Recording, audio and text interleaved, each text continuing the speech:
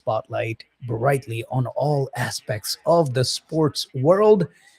You got me, your host Rizwan. We got on the airwaves of Radio Azad, Shep and Manny. We back, baby. Y'all good? Yep. Doing good. All So, right. by the way, What's up?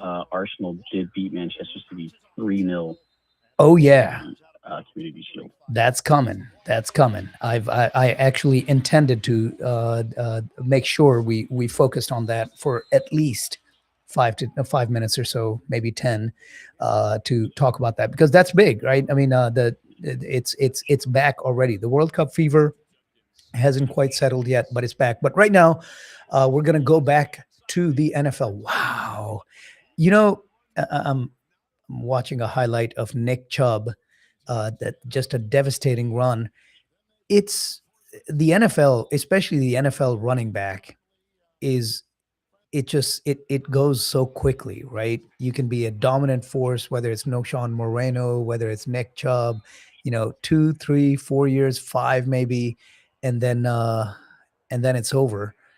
And that's why Derrick Henry is such a unicorn for what he's done, for how long he's done it.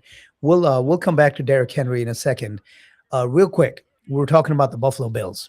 So yes, I know, I know DJ Moore is not going to have 2,500 receiving yards and 30 touchdowns. I understand that, but look, he's gonna come close, right? No, look, if he can be Shep, as you were saying, if he can be a true, legit number one for Josh Allen, if he can get him, let's say, 100 to 110 catches, 12 to 1,400 yards, 10 to 14, 15 touchdowns. I think with the rest of with Kincaid, with James Cook, catching the ball out of the outfield, not to mention his running, with Khalil Shakir out there. I think that's what you need. You don't need a Randy Moss type. You don't need an 1,800 yard, 18 touchdown season, from DJ Moore. You just need that legit number one, you know, triple digit catches, 12, 1,300 yards, and double digit touchdowns, for this Bills team to be really, really effective. Your thoughts? I was going to just add, I think the running game looked really solid as well. Obviously, in order to have a good passing game, you should have a running threat as well. So, what I saw from Ian Wheeler and Frank Gore, not to mention even McCole Hardman is now playing at the Bills. That looks good. I mean, they have a good running game. Josh Allen looked really comfortable with the wide receivers, and then even the backup. I think another Allen, Kyle Allen. Kyle He was Allen. what, 14 of 16 for 108 yards. So yeah, the Bills look good, man. You guys, I can say that even the defense, other than a couple of garbage touchdowns towards the fourth quarter, they held Carolina pretty much in check. So far, I felt pretty good about this game. I think everyone's playing on par with what's expected. And yeah, if DJ Moore can have, like you said, 100, 115 receptions in the season, as long as the running game is doing what they did, this should be a formidable team here in the AFC. Look, we're 4 years removed from everybody saying, calm down. James Cook is not Dalvin Cook. He's not his brother. He's not going to be a dominant force. He's going to be a gadget guy. He's going to be a third down guy. And here we are, right? Rookie season leads. Uh, I think it was the rookie season, right? No, no. This he's had 3 years. So his second year, he led the NFL in touchdowns, and then last year he led the NFL in rushing. So yeah, the Bills have a legitimate running game, and if that continues, and obviously, Manny, you said you need the threat of a run game, to have a successful pass game, but the reverse is also true, right? It's a lot easier to have a run game when you've got Josh Allen back there, uh, terrorizing the defenses. Yep. So it goes hand in hand. But yeah, I mean, look, the Bills just need to At this point, they just need to stop finding out crazy ways of losing games, because they just ultimately, that's all it is. They keep losing games in these once in a, the one in a million shots, like Frank Costanza said, one in a million shot, Doc, with the Fusilli. But that 50-yard bomb that Knicks completed against that top pass defense that the Bills had last year, that allowed Denver to beat them last year.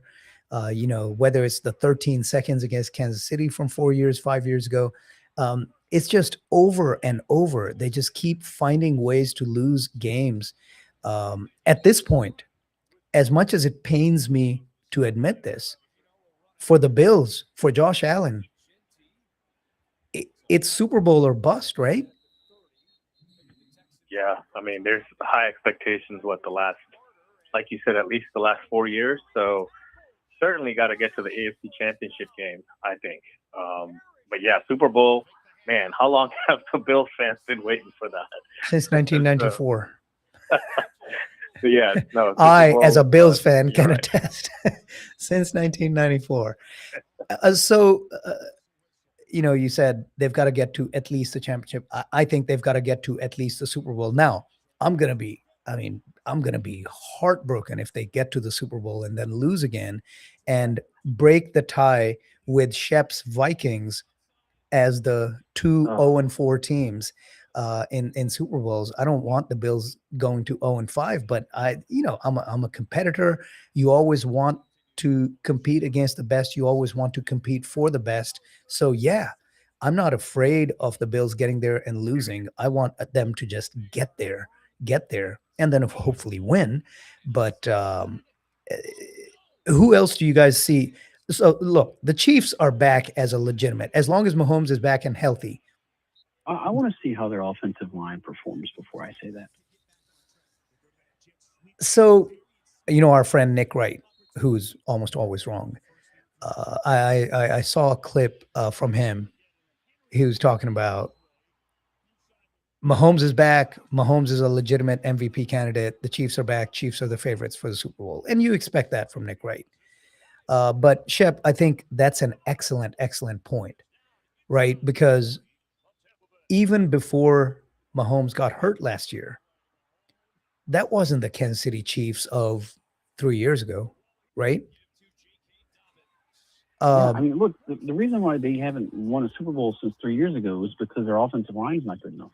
Mm-hmm. And that's why they got crushed by the Eagles 2 years ago. Yep. The Called reason it. why the Patriots got crushed last year. Yeah.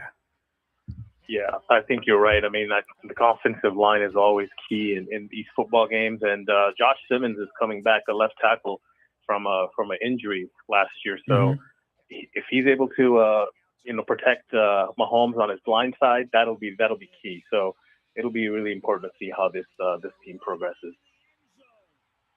Yep. All right. Super Bowl or bust, as far as we're concerned. Hey, I want to go to your Vikings, Shep, in a second, but I do want to spend a little bit of time on the Bears. Yeah. The Bears and the Browns was the preseason game. So look, I mean, the Bears are going to be who they were last year, right? I don't think the Caleb Williams that we saw last year was a flash in the pan, right? I think he's still going to be pretty good. That offense is still going to be Ben Johnson led and pretty good, maybe really good. But is there hope in the Windy City? Are they going to do I something? think it depends more on their defense than their offense. I mean, look, if the offense collapses, okay, that's different. But so Caleb Williams seems like he's figured some things out with Ben Johnson as his coach. Mm-hmm. Though we'll see how his progression goes. I mean, I think he's still a little bit prone towards hero ball, that's great when it works. It's a disaster when it doesn't. But Johnson, he's so good at designing an offense. Yeah. And Williams' ability to buy an extra 3 or 4 seconds or longer to see who gets open, it adds a lot of stress to defenses.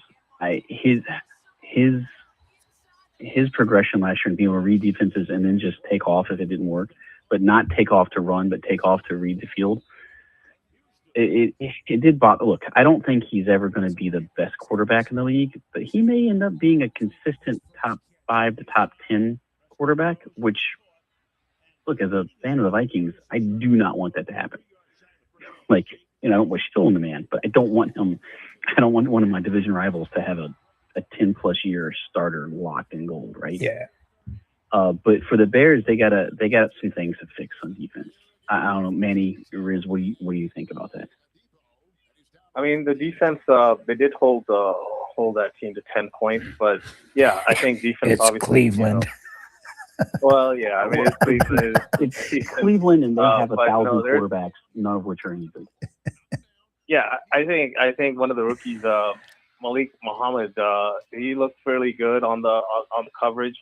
But yeah, one of the reasons I think the Bears, I think they looked really good was that they have some of these preseason reps where they're able to keep the team off the field. I mean, not even getting, I don't know how many first downs Cleveland got, but they were struggling in the first half. So defense looks good, but you're right. I think it's consistent with this team.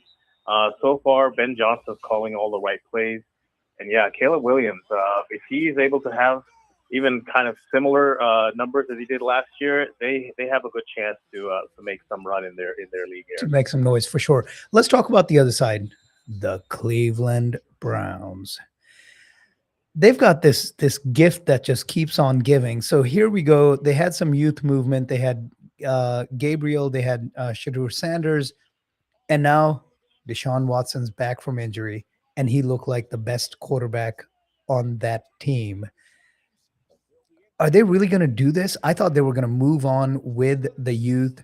I thought the quarterback competition for the Cleveland Browns was going to be between Shedeur Sanders and Dylan Gabriel. And because they're the Browns, here we go. Deshaun Watson is in the mix for the quarterback competition. Is the Browns season already done? Is it always? Yeah, sure. Why not? It was done 10 years ago, 20 years ago. It's just bad. Who's going to play quarterback and produce anything remotely reasonable for a franchise that wants to win more than 5 games? Yeah. I had my first fantasy football draft Saturday morning, and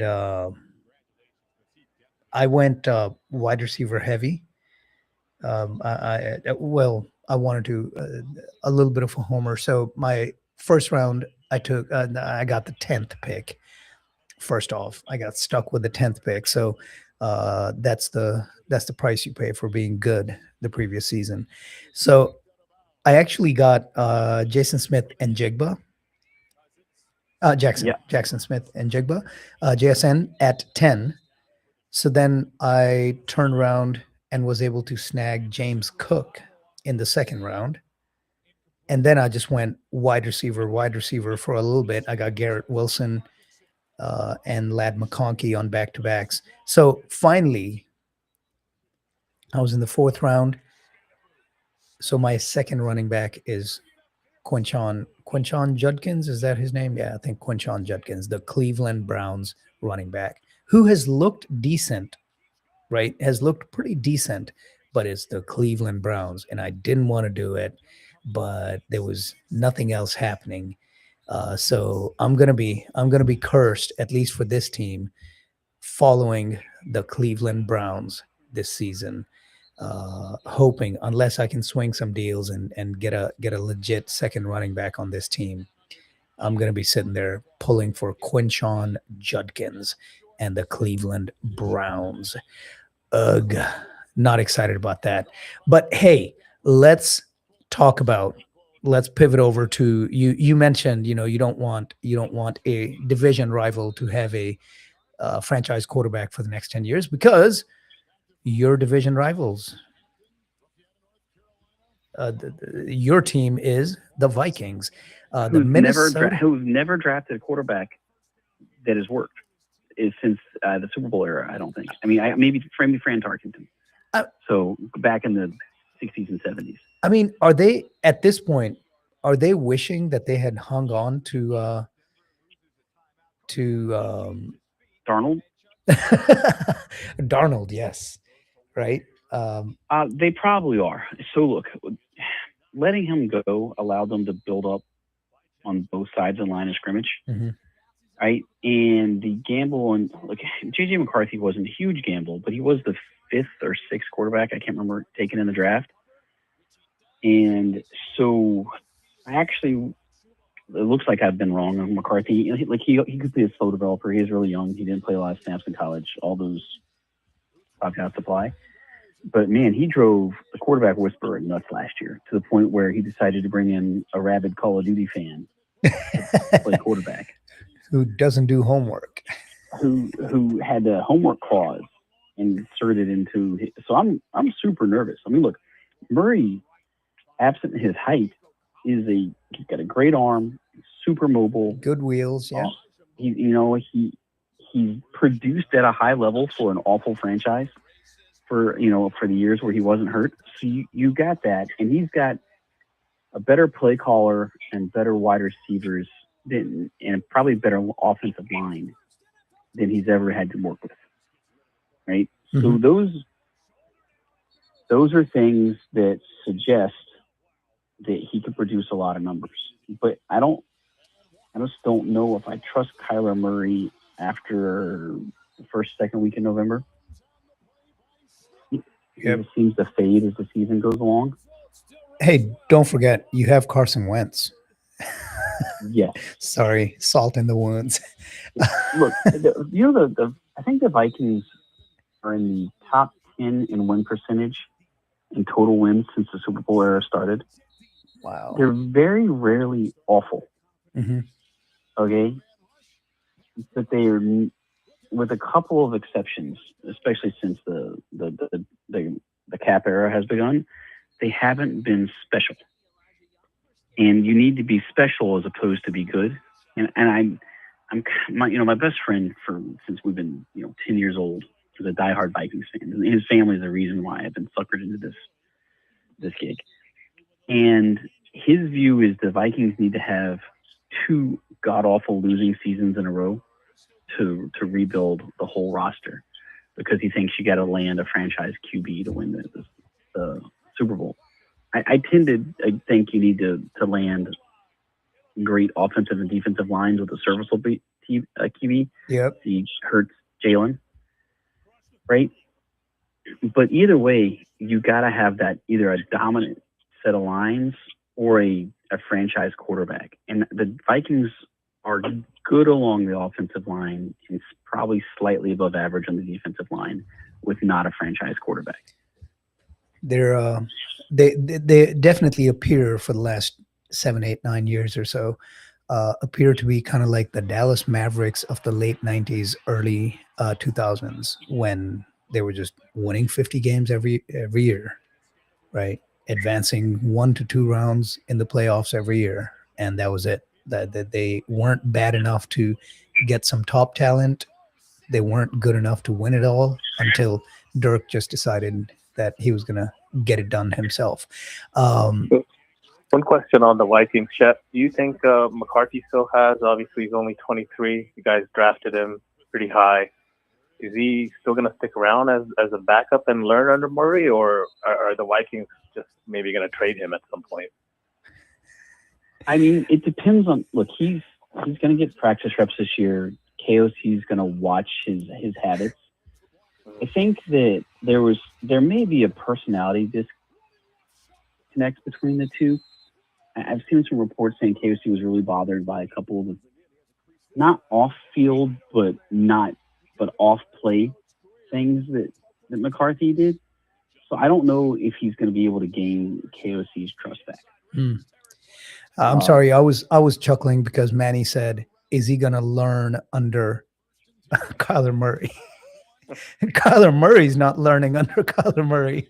Yeah, What's he? yeah, no, look, Kyler Murray is who he is right now. Like maybe he'll have some kind of maturation point where all of a sudden he becomes this film study buff and decides that he's going to leave a legacy of greatness. In which case, the Vikings fans will take it. Yeah, but it seems unlikely. I tell you what, if he turns into a Darnold for them, right? That's the best case scenario, right? If we're talking about at the end of the season, we're talking about a Darnold-like turnaround and resurrection of a career, and maybe that's what the Vikings are counting on, that the quarterback whisperer can actually turn this guy into or convert the potential into reality for this guy who has languished with that potential with the Cardinals organization for the last 4 or 5 years. I do want to, something that really stuck out, and Shep, I really, you being the Vikings guy, I'd like to understand if I'm missing context here. So the box score for this game, unless you've been living on Mars, the Vikings have one of the best, if not the best, wide receivers in the game. Which crushed you last year in our fantasy. Crushed because me. No one can get him the ball. Yep. Justin Jefferson. So here's what the box score looks like for Justin Jefferson in this game. I understand it's the first preseason game, and to me, that's why it's more worrisome. 0 targets, 0 catches. Okay, cool. No big deal. It's the first preseason game. 3 rushes by Justin Jefferson for 0 yards. What are we doing? Why are we running? They're playing. Look, the practice reports have all been that Murray is almost, single-mindedly focusing on Jefferson during practice. Mm-hmm. So Jefferson's going to get his targets this year. Now that Murray is QB1, I don't think that's the question. Is whether or not they're going to be smart targets. Yeah, I'm worried about Jefferson's going to get his passing target. Of course, deep down the field. I'm worried about why are you running Justin Jefferson 3 times in the first preseason game? Like, what is the logic here? Now that I don't know. It kind of reminds me of last year when it's a college thing, but when Levy, we were getting crushed by A&M, and Levy ran, what's his name, Fluff, at the end of the game. And he got hurt for several weeks. We probably lost a couple of games because we couldn't rely on him. And, he gave him a meaningless carry at the end of the game. Yep. It's kind of how I view running the ball with Justin Jefferson in the preseason. Why on earth would you do that? Right. It's really a head-scratcher. And it makes me question some serious judgment. That really shocked me. You run him once, that's too much in the first preseason game, right? But 3 times? 3 rushes? No, I don't get it. It just did not make sense.